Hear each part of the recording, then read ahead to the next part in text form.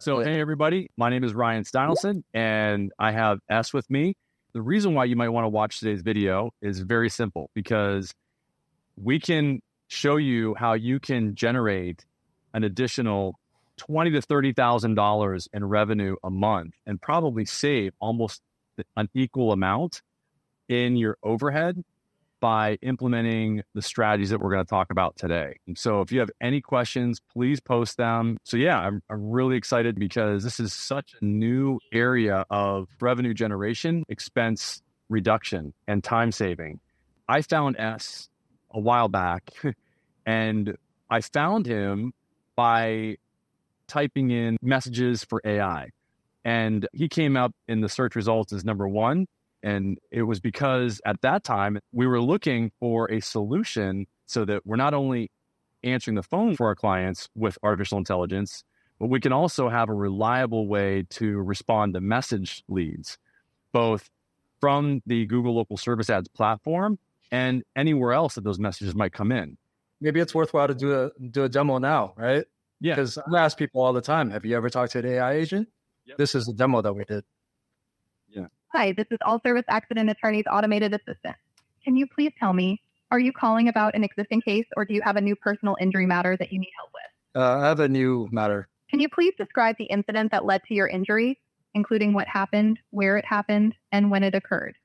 Yeah, I was outside I-90 on outside Los Angeles and getting on an on-ramp, and I was just rear-ended, and now my neck hurts. I'm so sorry to hear that. Just to confirm, did this incident occur in the state of North Carolina, or was it indeed in Los Angeles, as you mentioned? All right, North Carolina. It was outside Raleigh, North Carolina. Can you please tell me your full name? S. Lee. E-S-L-E-E. What is the best phone number to reach you at? Please provide a 10-digit number. 646. What is your email address? Can I not provide that now? I do need an email address to properly document your case, but I can also try to follow up with you later if you'd prefer not to share it now. Would that be okay with you? Yeah, that's fine. I won't share it. All right. I'll make a note to follow up with you for your email address later. To confirm, I have your name as Esley and your phone number as 646, and you were rear-ended on a ramp outside of Raleigh, North Carolina, resulting in neck pain. Is that correct? Yes, that's correct. Oh. Yep. I'm going to relay this information to one of our attorneys who will reach out to you to discuss your case further. If you don't hear back, you can text this number and ask for an appointment link to book a consultation call. Is there anything else I can assist you with before I let you go? No, that's it. We'll be in touch soon. Have a great day, and thank you for reaching out to All Service Accident Attorneys. So that's an example with voice. So on the same phone number, you can have both texting functionality where people can text with the AI and have a whole conversation, and they can call it and have a voice conversation with them similar to the one that you saw. And the reason why we wanted to do this is because I found that if we simply gave Google what it wanted, which is a fast response time for message leads, that it gave our clients what they wanted, which is just more inexpensive, highly converting leads. We've implemented now the AI in many different businesses. It's generating great results. If somebody wants to create an agent, like, this is how easy it can be. You can have it customized for your business with a prompt. You can see there's the prompt down below. So you can edit the prompt. You got to identify from the drop-down function, like what the functionality is. And then the prompt is pre-populated. So you can literally just go with the prompt the way that it's set up. Or what you can do is you can go in and customize it like S was talking about earlier, where my company's business hours are 9 to 5, and just customize it however you want. And you'll see that there is a refinement process here. Yeah, so it's reinforcement learning from human feedback. The way to think about that is if you're going to employ this AI agent as an employee, right?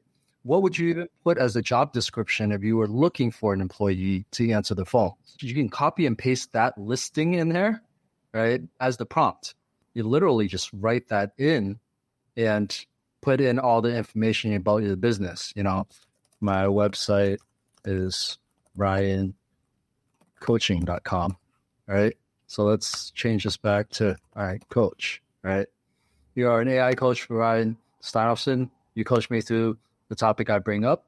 Your purpose is to understand my problems, goals, and concerns, then offer advice and help me chart a solution. This is where you can put in your relevant business information, like your telephone number, the website, right?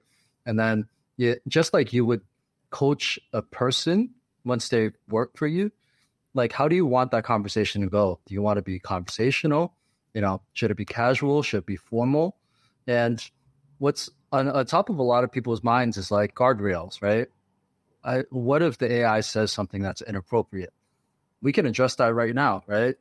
Do not talk about any subjects unrelated to coaching, especially controversial ones. If I bring these topics up, change the subject to be something more relevant. And this is all it takes. And okay, the AI is ready.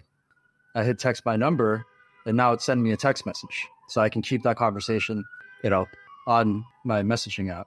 Or you can start chatting with it as a web link to find a like. All right, well, there you go.